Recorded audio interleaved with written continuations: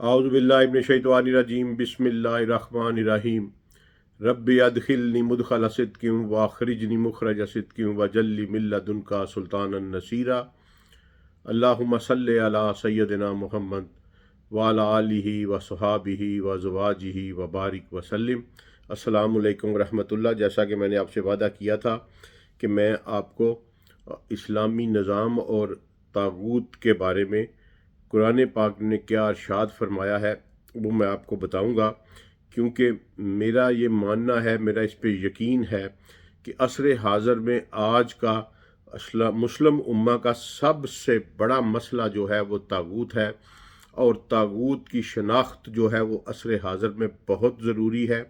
जब तक हम अपने लोगों को, अपनी जनरेशन को तागूत के बारे में नहीं बताएंगे, उस वक़्त तक हमारे मामलात सीधे नहीं हो सकते, उस वक़्त तक हम अल्लाह के मंजूर नज़र नहीं हो सकते, और उस वक़्त तक हमारा ईमान अल्लाह पर मुकम्मल नहीं हो सकता। और जब तक अल्लाह पर ईमान मुकम्मल नहीं होता तब तक अल्लाह हमें रिस्पॉन्ड नहीं करेगा। ये बात आप ज़हन में बैठा लें, मैं बड़ी ज़िम्मेदारी के साथ ये बात कर रहा हूँ। अच्छा जी, अब तागूत के बारे में ये किया गया कि इसका तर्जमा बदल दिया गया, कहीं इसको शैतान लिख दिया गया, कहीं इसको बताने की जहमत ही नहीं की गई। याद रखिएगा कि तागूत ना शैतान है, तागूत जो है ना ही दजाल है। तागूत जो है वो हर वो कानून साजी जो अल्लाह के कानून के मुकाबले में की जाए, हर वो कानून साजी जो अल्लाह के कानून के पैरेलल की जाए, उसको तागूत कहते हैं।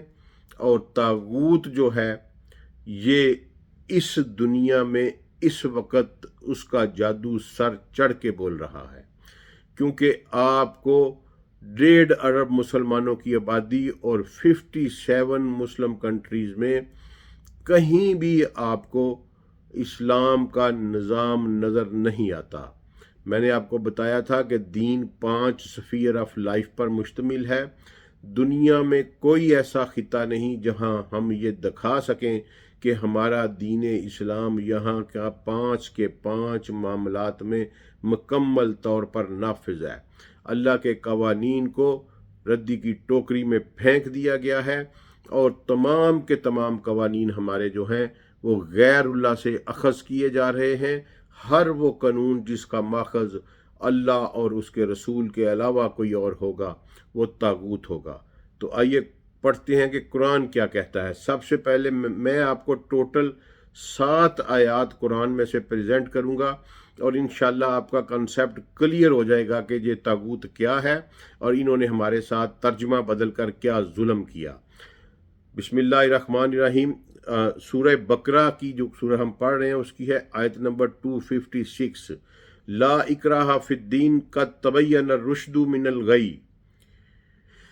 दीन में किसी किस्म की कोई सख्ती नहीं, कोई कराहत नहीं, कोई जबर नहीं। इकरा कहते हैं जबर के साथ किसी चीज को मनाना। ला इकराहा फिद्दीन, किस जो दीन है इसमें अल्लाह ने कहा कि चूंकि मैंने तुम्हें आज़ाद पैदा किया है, इन्ना हदैनहु सबीला इम्मा शाकिरन व इम्मा कफूरा, मैंने तुम्हें रीजनिंग से हदायत दे दी, तुम्हें तुम्हारे ब्रेन को चला दिया, और अब के तुम्हारे पे मुनस्सर है कि तुम मेरा इनकार करो या तुम मुझे मान लो।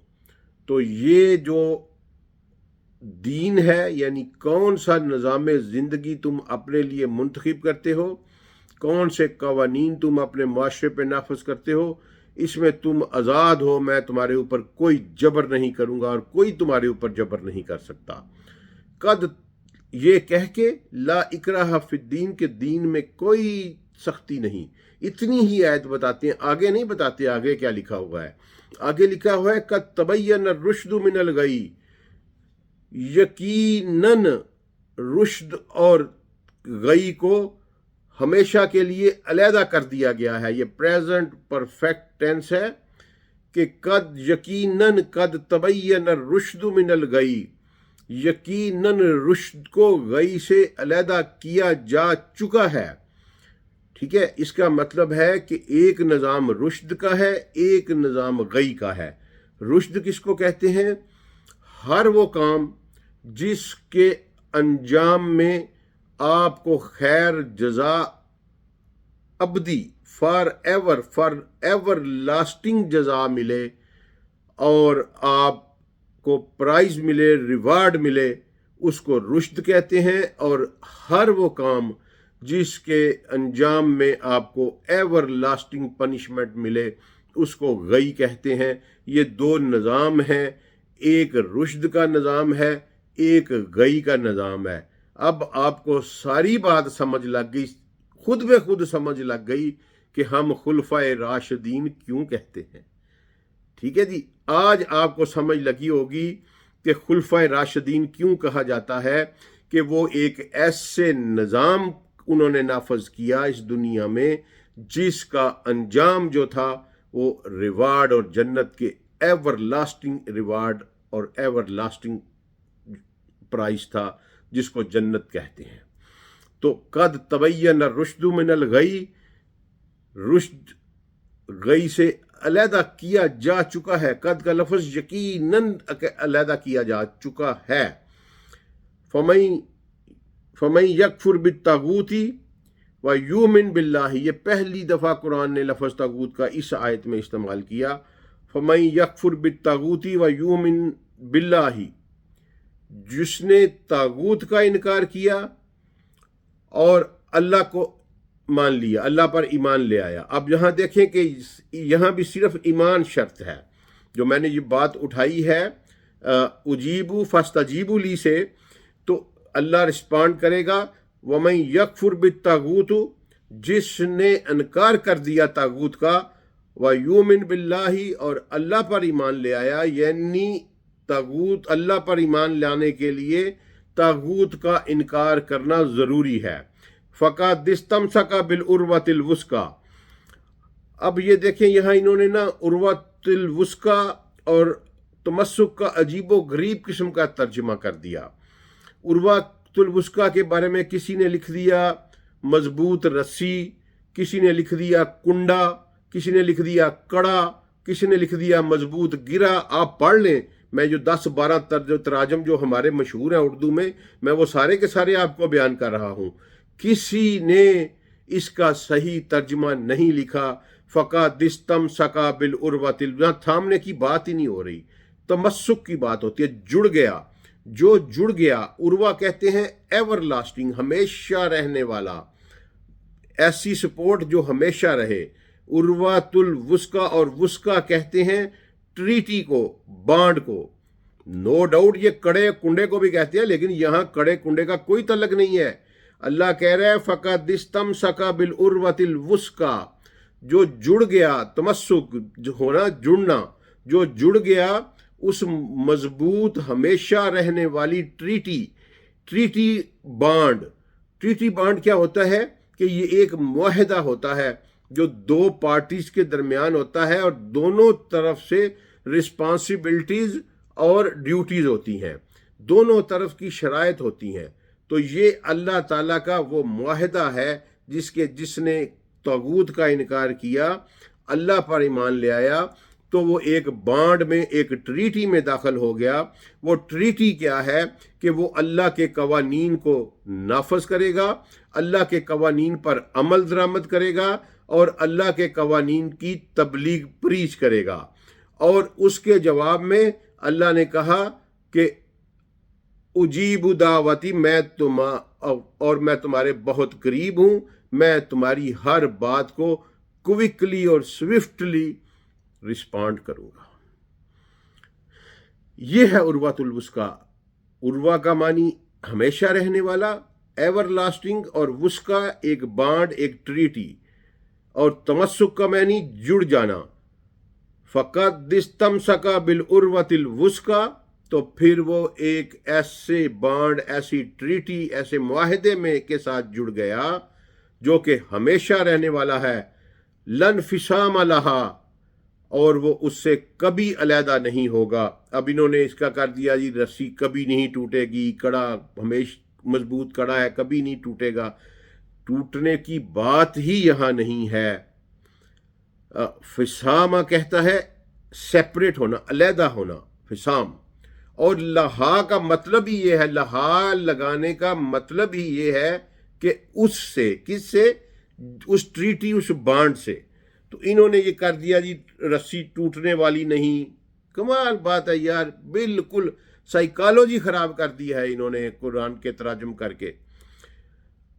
لن فسام لہا، وہ اس سے کبھی علیحدہ نہیں ہوگا، لہا اس سے کبھی علیحدہ نہیں ہوگا، کس سے؟ وہ جو کانٹریکٹ، وہ ٹریٹی جو ہے، جب وہ اللہ پہ ایمان لے آیا، وہ اس نے وہ ٹریٹی سائن کر دی، تو پھر وہ کبھی اس سے علیحدہ نہیں ہوگا۔ واللہ سمیع علیم، اور اللہ بے شک سننے والا اور ہر چیز کو جاننے والا ہے۔ یہ آیت بڑی شاندار آیت ہے، یہ سارا کنسیپٹ کلیئر کر دیتی ہے۔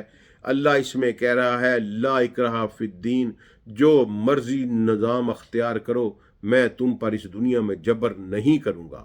ٹھیک ہے جی، قد تبین الرشد من الغی، یقیناً رشد غی سے علیحدہ کیا جا چکا ہے۔ رشد کیا ہے؟ ہر وہ کام، ہر وہ فیصلہ، ہر وہ قانون جس کا انجام جو ہے وہ ایک ایور لاسٹنگ ریوارڈ اور پرائز کی صورت میں ملے، اور غی کیا ہے؟ ہر وہ کام جس کا انجام ایور لاسٹنگ پنشمنٹ کی صورت میں ملے۔ یہ دو نظام ہیں، رشد کا نظام ہے اور غی کا نظام ہے، اور اسی لیے خلفائے راشدین کہلاتے ہیں، جنہوں نے حکومت منہاج النبوہ کے اوپر قائم کی، منہاج القرآن کے اوپر قائم کی، ان کو ہم خلفائے راشدین کہتے ہیں۔ فَمَن يَكْفُرْ بِالطَّاغُوتِ وَيُؤْمِنْ بِاللَّهِ، اور جس نے طاغوت کا انکار کر دیا، وَيُؤْمِنْ بِاللَّهِ، اور اللہ پر ایمان لے آیا، یعنی کہ اللہ کو اس نے مان لیا اور حکمران مان لیا اللہ کو، اللہ کے قوانین کو فالو کرنا شروع کر دیا، فَقَدِ اسْتَمْسَكَ بِالْعُرْوَةِ الْوُثْقَىٰ، تو وہ جڑ گیا ایک مضبوط بانڈ، ایک مضبوط ٹریٹی میں، لَا انفصام لَهَا، اب وہ اس سے علیحدہ نہیں ہوگا۔ واللہ سمیع علیم، یہ ہے طاغوت جو اللہ کے قانون کے مقابلے میں اپنا قانون پریزنٹ کرتا ہے۔ اس کا ایک اور ثبوت میں آپ کو دوں گا، پھر واپس اس سے اگلی آیت پہ آؤں گا، وہ ہے جی یہ ہے سورہ نساء، سورہ نساء کی آیت نمبر 60 پہ ابھی آپ چلے جائیں تو یہ آیت کہہ رہی ہے، بسم اللہ الرحمن الرحیم، الم تری الی الذین یزعمون انہم آمنوا بما انزل علیک وما انزل من قبلک یریدون ان یتحاکموا الی الطاغوت وقد امروا ان یکفروا بہ ویرید الشیطان ان یضلهم ضلالا بعیدا۔ الم تری الی الذین، آپ ان لوگوں کو دیکھ رہے ہیں، یزعمون، جو کہ یہ دعویٰ رکھتے ہیں، انہم آمنو، ہم ایمان لے آئے، بما انزل الیک، اس پر جو آپ پر نازل کیا گیا، وما انزل من قبلک، اور اس پر بھی جو آپ سے پہلے نازل کیا گیا، یریدون ان یتحاکموا الی الطاغوت، لیکن یہ چاہتے ہیں کہ اپنے فیصلے جو ہیں وہ طاغوت سے کروائیں۔ جب ان پر اپنے فیصلے، قانون کے نفاذ کی بات آتی ہے، کیونکہ این یتحاکموا، یہی کہ اپنے فیصلے طاغوت کی طرف لے جائیں، میننگ دیر بائی کہ جس کا قانون نافذ ہوگا فیصلہ بھی وہی کرے گا۔ کوئی جج جو فیصلہ کرتا ہے وہ کسی قانون کے تحت کرتا ہے۔ اللہ نے بڑی وضاحت کے ساتھ یتحاکموا کا لفظ لگحاکموا کہتے ہی ہیں کہ اپنے فیصلے کسی جج کے پاس لے کر جانا، یتحاکموا، اپنے فیصلے کسی حاکم، کسی جج کے پاس لے کے جانا۔ تو وہ اللہ کہہ رہا ہے کہ الم تری الی الذین یزعمون انہم آمنوا بما انزل علیک وما انزل من قبلک، آپ ان لوگوں کو دیکھ رہے ہیں، یعنی کہ میں اور آپ ہیں، آج اس میں شامل ہیں، کہ یہ کہتے ہیں کہ ہم آپ پر ایمان لے آئے، ہم اس پر بھی ایمان لے آئے جو آپ پر نازل کیا گیا، اور اس پر بھی ایمان لے آئے جو آپ سے پہلے نازل کیا گیا، لیکن یہ چاہتے ہیں کہ ہمارے فیصلے طاغوت کے مطابق ہوں، ہمارے فیصلے اللہ کے قانون کے مطابق نہ ہوں، ہماری زندگیاں اللہ کے قانون کے مطابق نہ چل ہوں، بلکہ ہماری زندگیاں، ہماری شادیاں، ہماری رسمیں، ہمارے رواج، ہمارے قوانین، سب کچھ جو ہے وہ سارے ہماری ڈریسنگ، ہمارے اخلاقیات، سارے کے سارے یتحاکموا الی الطاغوت، جب فیصلے کی باری آتی ہے تو یہ چاہتے ہیں کہ طاغوت کی طرف چلے جائیں۔ وقد امروا ان یکفروا بہ، جب کہ انہیں حکم دیا گیا تھا کہ تم نے طاغوت کا انکار کرنا ہے۔ وَيُرِيدُ الشَّيْطَانُ أَن يُضِلَّهُمْ ضَلَالًا بَعِيدًا، اور شیطان تو چاہتا ہے کہ انہیں گمراہی میں بہت دور دور لے جائے۔ اچھا جی، اب یہ دیکھیں یہاں واضح طور پر اللہ نے یہ بات کہہ دی کہ زبان سے کہتے ہیں کہ ہم اللہ کو مانتے ہیں، اللہ کے رسول کو مانتے ہیں، اللہ کی کتابوں کو مانتے ہیں، لیکن جب فیصلوں کی باری آتی ہے، جب قوانین کے نفاذ کی باری آتی ہے، جب حاکمیت کی باری آتی ہے تو الی الطاغوت، طاغوت کی طرف چل دیتے ہیں۔ وقد امروا ان یکفروا بہ، اور جب کہ انہیں حکم دیا گیا تھا کہ تم نے طاغوت کا انکار کرنا ہے۔ آج اپنے آپ پر نظر ڈال لیجئے، مجھے بتائیں کب اللہ نے آپ کو کہا تھا کہ 5,000 500 بندے کی برات لے کر لڑکی والے کے گھروں میں چلے جائیں؟ استغفر اللہ، نعوذ باللہ، انہوں نے رسول اللہ صلی اللہ علیہ وسلم کو انوالو کیا کہ رسول اللہ نے اپنی بیٹی کو جہیز دیا تھا۔ نعوذ باللہ، استغفر اللہ، جہیز جیسی لعنت کو انہوں نے جسٹیفائی کرنے کے لیے ایک طرح کا کنسیپٹ بنا دیا، اور آج ہماری مائیں بہنیں سب یہی سمجھتی ہیں کہ رسول اللہ نے اپنی بیٹی کو جہیز دیا تھا۔ رب کعبہ کی قسم، رسول اللہ نے اپنی بیٹی کو کوئی جہیز نہیں دیا تھا۔ جہیز ایک لعنت ہے، جہیز ایک طاغوت کی ایک ایسی رسم ہے جو بنیاد ڈال دیتی ہے فیملیز کے تباہ ہونے کی۔ رسول اللہ صلی اللہ علیہ وسلم نے مولا علی کو کہا تھا کہ تمہارے پاس کچھ ہے مہر دینے کے لیے؟ مولا علی نے کہا تھا کہ یا رسول اللہ، ان کے پاس کیا کچھ بھی نہیں تھا، فقیر آدمی تھا، کہ یا رسول اللہ میرے پاس ایک تلوار ہے اور ایک زرہ ہے۔ فرمایا جاؤ اور زرہ بیچ کے پیسے لے کے آؤ، اس کے جتنے ملتے ہیں۔ تو سیدنا عثمان نے محبت میں ایگزیجریٹڈ پرائس پہ 400 درہم یا 4,000 درہم، واللہ عالم، اس میں تھوڑا سا آ رہا ہے مجھے فگر، یا 400 درہم ہے یا 4,000 درہم ہے، تو اس میں ان سے ایگزیجریٹڈ پرائس کے اوپر وہ خریدی۔ تو وہ 4,000 درہم لے کے رسول اللہ صلی اللہ علیہ وسلم کے پاس آئے، اور سیدی رسول اللہ صلی اللہ علیہ وسلم نے وہ پیسے سیدنا بلال کو دیے، سلام اللہ علیہ، سیدنا بلال کو دیے کہ جاؤ اور بازار سے فاطمہ کے لیے سامان خرید لے لاؤ، فاطمہ کے گھر کے لیے، سلام اللہ علیہ۔ تو وہ جو سامان تم خریدو وہ ابو بکر کو چیک کروا لینا، اس سے کنسلٹ کر کے خریدنا۔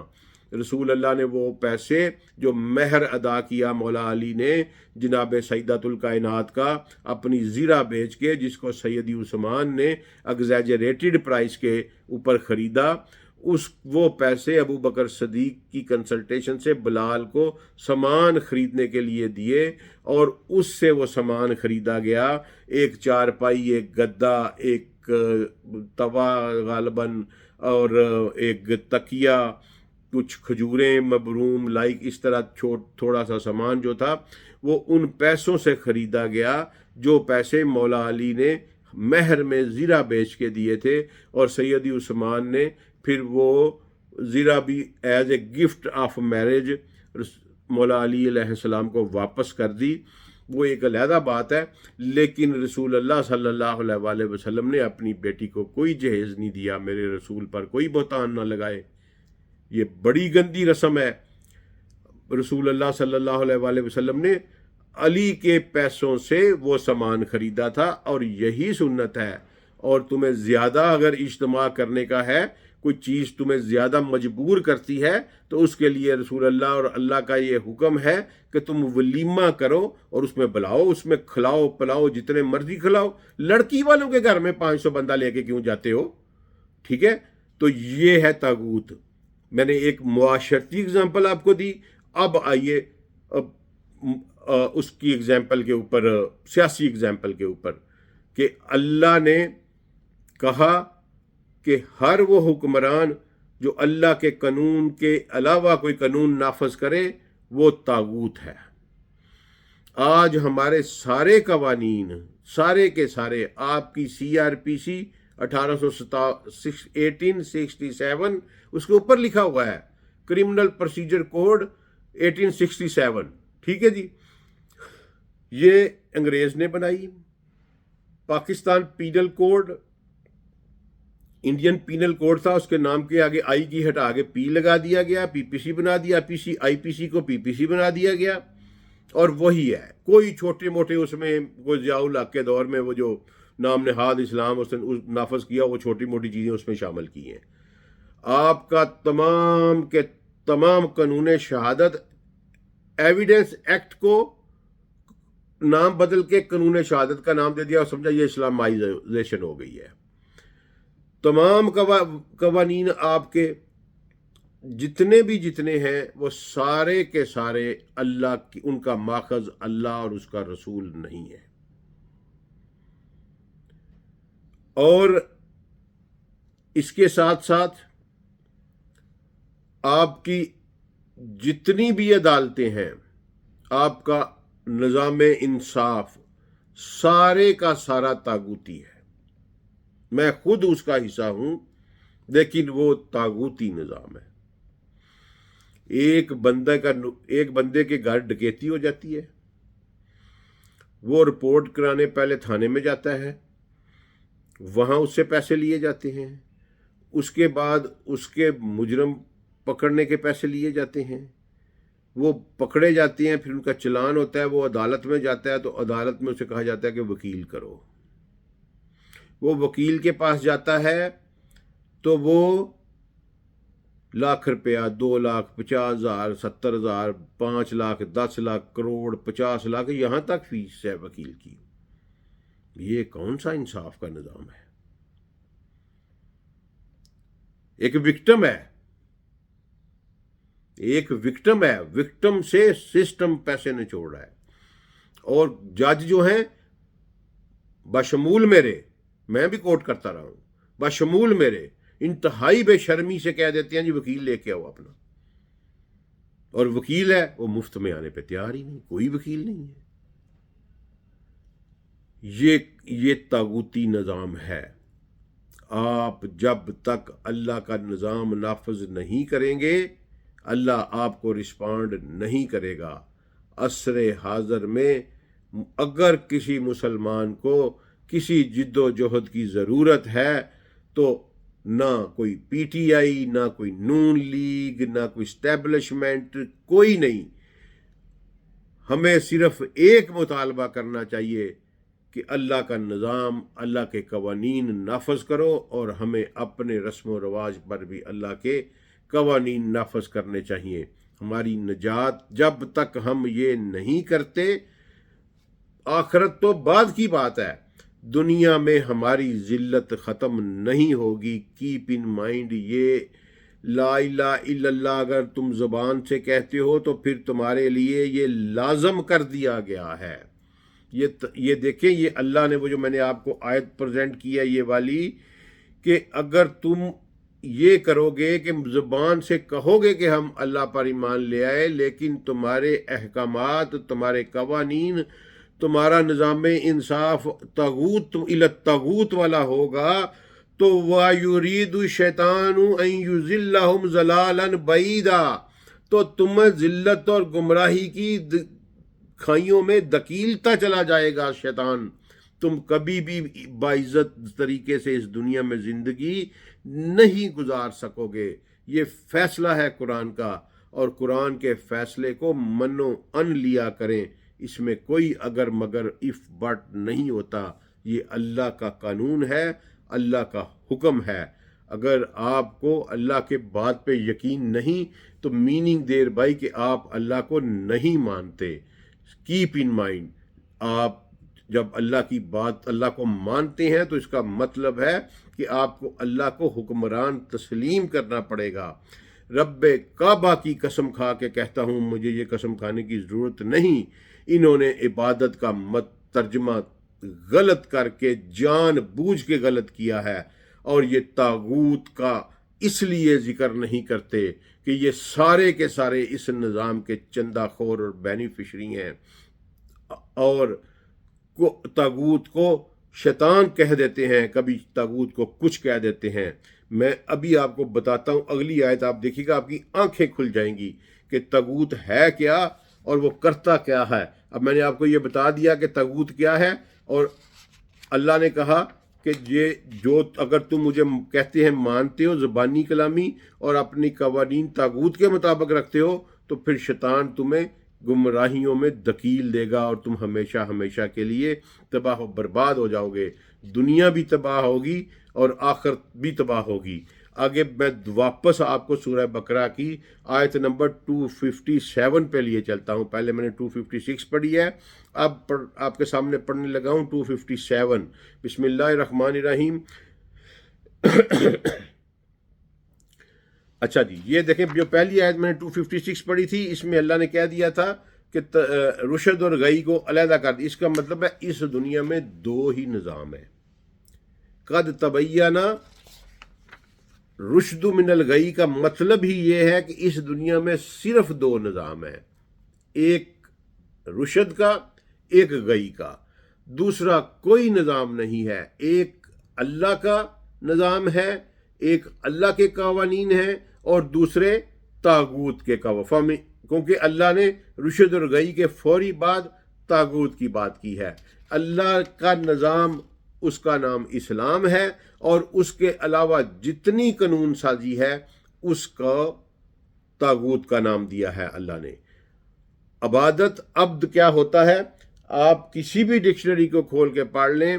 अब्द का मतलब है वो शख्स जो किसी की मर्जी के मुताबिक अपनी ज़िंदगी बसर करता है, वो उसका अबद होता है। किसी के कानून को फॉलो करना अबादत कहलाती है। आइए ये आयत पढ़ते हैं। बिस्मिल्लाहिर्रहमानिर्रहीम। अल्लाहु वलियुल्लज़ीना आमनू, अल्लाह ईमान वालों का वली है। ठीक है जी, वली है, वली निगहबान है, दोस्त है। युखरिजुहुम मिनज़्ज़ुलिमाति इलन-नूर, उनको जुल्मात से निकालता है और नूर में लेके आता है, अंधेरों से निकालता है और रोशनी की तरफ लेके आता है। वल्लज़ीन काफरू, और वो लोग जो अल्लाह का इनकार करते हैं, औलियाहुमुत तागूत, वो तागूत के औलिया हैं। युखरिजूनहुम मिनर नूरी इलज़्ज़ुलमात, जो कि उनको निकालते हैं, रोशनी से निकालते हैं और अंधेरों की तरफ ले जाते हैं। उलाइका अस्हाबुन्नार, ये आग के लिए हैं, ये आग में जाएंगे। हुम फीहा खालिदून, जहां ये हमेशा हमेशा रहेंगे। मेरे दोस्तों, आपने अभी भी गौर नहीं किया, अल्लाह और एक तरफ औलिया के अल्लाह है, अल्लाह के औलिया हैं, और एक तरफ तागूत के औलिया। दो ही ग्रुप हैं इस रूए ज़मीन पर। 7-8 अरब इंसानों को अल्लाह ने सिर्फ दो ग्रुपों में तकसीम किया है, एक अल्लाह के औलिया है और एक तागूत के औलिया है। अल्लाह के औलिया जो हैं, क्या वो अल्लाह उनके साथ क्या करता है, युखरिजुहुम, उनको अंधेरों से निकालता है और रोशनी की तरफ ले जाता है। और जो तागूत के औलिया हैं वो क्या करते हैं, वो रोशनियों से निकालते हैं, अंधेरों में की तरफ ले जाते हैं। गौर तो करें इस बात पे, अल्लाह क्या रहा है यार, खुदा का खौफ करो, आप गौर तो करें। चले, ये तो हुआ ना कि अल्लाह ने, हम अल्लाह पर ईमान ले आए, अल्लाह ने हमें कुफर के अंधेरों से निकाला और ईमान की रोशनियों की तरफ ले गया। ये क्या है कि मिनर नूरी इला जुलेमात, के नूर से निकालते हैं, जुलेमात की तरफ ले जाते हैं। आपने गौर नहीं किया? इसका मतलब है कि जो औलिया हुमुत तागूत हैं, जो तागूत है वो मुसलमानों को शिकार करता है। मेरे भाइयों, नूर से निकालते हैं, जुल्मत की तरफ ले जाते हैं। यानी वो लोग जो ईमान ला चुके होते हैं, मुस्लिम मुआशरा مسلم حکومتیں، مسلم افراد، میں اور آپ، میرے اور آپ کے بچے طاغوت کی شکارگاہ ہیں۔ طاغوت ہمیں شکار کرتا ہے اور نور سے نکال کر ظلمت کی طرف لے جاتا ہے۔ اس انداز، یہ واضح طور پر قرآن یہ بات کہہ رہا ہے، اس کو اس انداز میں کبھی کسی نے سمجھایا ہی نہیں کہ طاغوت کا کام صرف ایک ہے کہ ایمان والوں کو اچکو اور اندھیروں میں لے جاؤ، کفر کے اندھیروں میں لے جاؤ۔ اس اچکنے کے لیے پھر اس نے سیکولرزم پھیلایا، پھر اس نے سوشلزم پھیلایا، پھر اس نے کیمونزم پھیلایا، پھر اس نے ایتھیزم پھیلایا، پھر اس نے اینٹاگونزم پھیلایا، پھر پتہ نہیں کیا کیا کچھ وہ لے کے آیا۔ یہ تھرکتے بدن، یہ نائٹ کلب، یہ سلیو لیس، یہ کلیویج، یہ میرا ایکس تمہارا ایکس، استغفر اللہ، یہ ساری چیزیں طاغوت کے ہتھیار ہیں۔ جس طرح مچھلی کو پکڑنے کے لیے ڈیفرنٹ قسم کے دانے لگائے جاتے ہیں، کوئی کیچوا لگاتا ہے، کوئی میدا لگاتا ہے، کوئی آٹا لگاتا ہے، کوئی چھچڑے لگاتا ہے، یہ جس سے مچھلی آ کے پھنستی ہے، اس کو کھینچ لیا جاتا ہے۔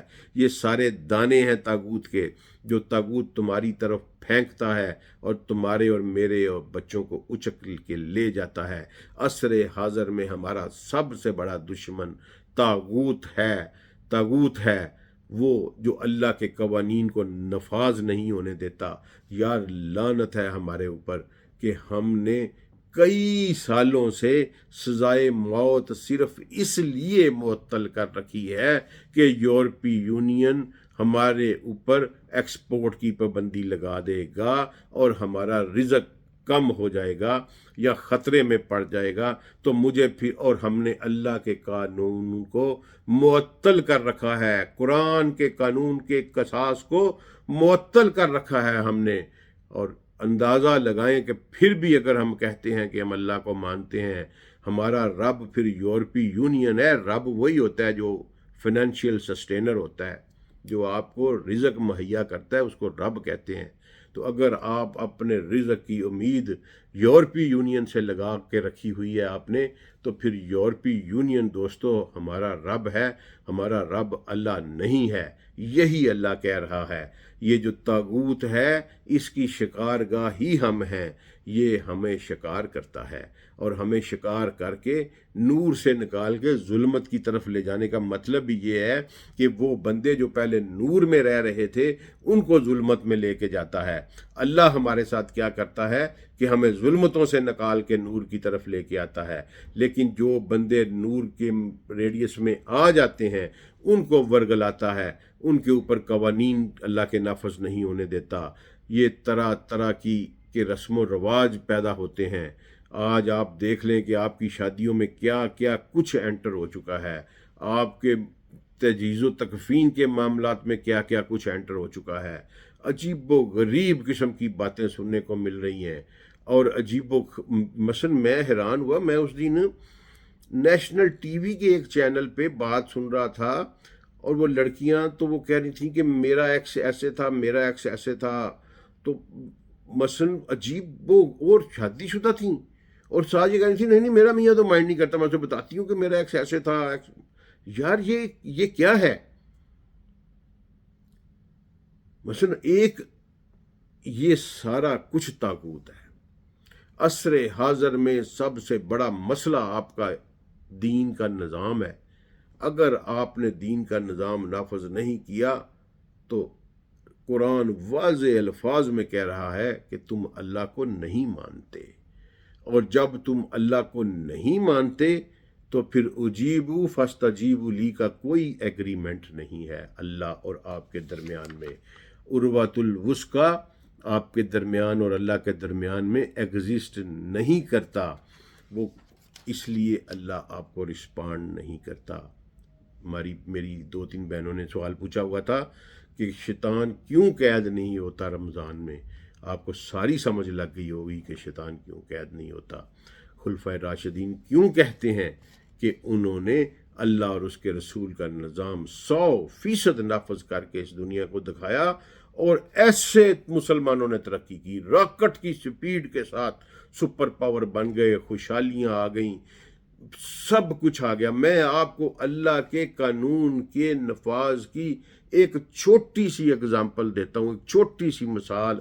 میں چونکہ ریونیو فیلڈ میں میری ساری عمر گزری ہے، اللہ نے ایک نظام عشر کا حکم دیا ہے، یعنی ہر پیداوار، ہر وہ زرعی پیداوار، ہم ایک زرعی ملک ہیں، میں اس لیے یہ اگزامپل دے رہا ہوں، آپ کی آنکھیں کھل جائیں گی۔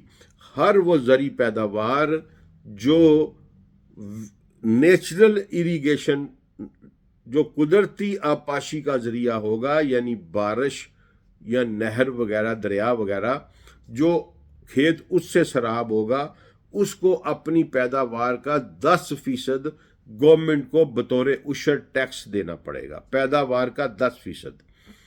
اور اگر وہ artificial mean of irrigation use کر رہا ہے، یعنی مصنوعی ذرائع آبپاشی یوز کر رہا ہے، ٹیوب ویل لگایا ہوا ہے، کنویں سے کر رہا ہے، اس کا پیسہ لگ رہا ہے، اس کے اوپر اس کی لاگت آ رہی ہے، تو پھر ٹیکس جو ہے وہ 50% کم کر دیا گیا ہے، اور وہ ٹیکس جو ہے وہ 5% آف پیداوار جو ہے، اپنی پیداوار کا 5% وہ دے گا۔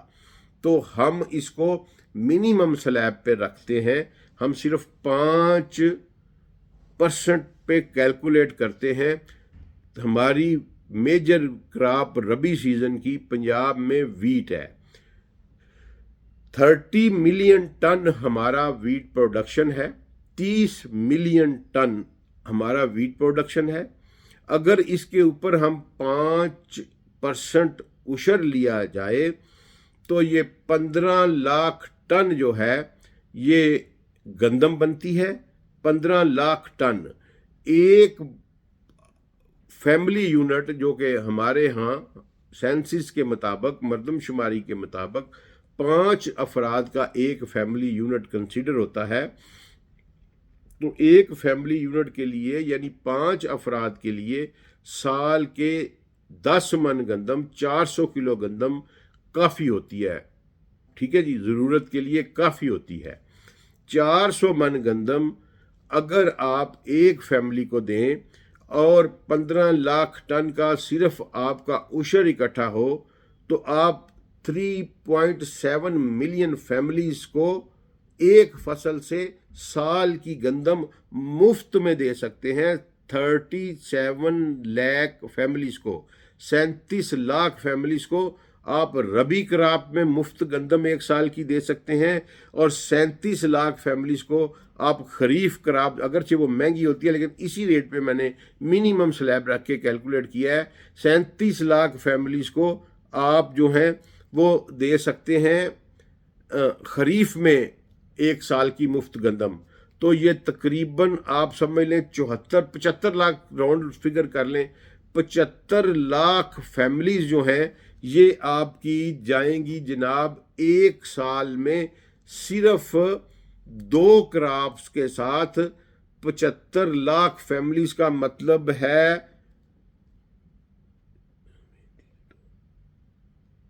3.75 کروڑ افراد کو آپ سال کی مفت گندم دے سکتے ہیں۔ 3.75 کروڑ، یہ میں کوئی ایگزیجریشن نہیں کر رہا۔ آپ اسٹیٹسٹکس آف پاکستان اٹھا لیں، اکنامک سروے آف پاکستان اٹھا کے ڈیٹا چیک کر لیجئے گا۔ 30 ملین ٹن کی پروڈکٹ کے اگینسٹ اللہ کے قانون نے عشر کو نافذ کرنے سے 15 لاکھ ٹن گندم کا عشر اکٹھا ہوگا۔ آپ 10 من یعنی 400 کے جی گندم پر فیملی دیں تو ایک کراپ میں 3.7 ملین اور دوسری کراپ میں پھر خریف میں 3.7 ملین، تو یہ 7.5 ملین، 7.4 بنتا ہے، راؤنڈ اباؤٹ کر لیتے ہیں 7.5 ملین فیملیز۔ 75 لاکھ کو 5 سے ضرب دے دیں تو 3.75 کروڑ افراد کی غذائی ضروریات آپ صرف نظام عشر سے اس پاکستان میں پوری کر سکتے ہیں فری آف اینی کاسٹ اسلام کا نفاذ یہاں سے کیوں شروع نہیں کرتے؟ اس ملک میں جب بھی اسلامی نظام کے نفاذ کی بات ہوئی، انہوں نے ایسا دھوکہ دیا ان مولویوں نے، کہتے ہیں کہ برا بلا نہ کہا، انہوں نے یہ کیا کہ گاڑیوں سے ٹیپیں اتروا دو، ڈیک بند کرا دو، لڑکیوں کو برقعے پہنا دو، یونیورسٹیوں میں لڑکے لڑکیوں کے درمیان میں ترپالیں لگا دو، لڑکی اور لڑکے کا بات کرنا بند کر دو۔ ان کا اسلام، ان گندے ذہنوں کا اسلام صرف یہیں پھنس کے رہ گیا۔ اسلام اصل میں یہ ہے جو میں آپ کو دے رہا ہوں۔ جب اسلام کو یہاں سے اس کا نفاذ یہاں سے شروع کیا جائے گا کہ میں نے اللہ کے قانون کو نافذ کر کے 2.5 کروڑ بندے کو غربت کی سطح سے باہر نکالنا ہے 3 سالوں کے اندر اندر، تو پھر کوئی آپ کی مخالفت نہیں کرے گا، کوئی فرقہ بندی آپ کے سامنے نہیں آئے گی۔ لیکن یہ نہیں کرتے تم، اس لیے کہ تمہیں عزیز ہے طاغوت کا نظام۔ ہم سب اس نظام میں پھنسے ہوئے ہیں، ہم اس کو سجدہ کیے بیٹھے ہیں۔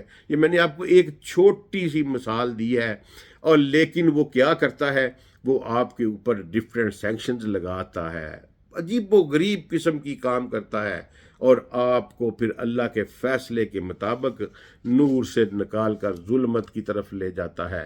اگر آپ کے ماں باپ نے آپ کو ایمان کی دولت دے بھی دی تھی تو آپ بڑے ہو کے آپ عجیب و غریب قسم کے فلسفے پڑھ کے، فلانی مووی دیکھ کے وہ آپ ایک امیلگیمیشن بن جاتی ہے، اور پھر آپ طاغوت کا شکار ہو جاتے ہیں، کیونکہ ہم نے قرآن نہیں پڑھا ہوتا۔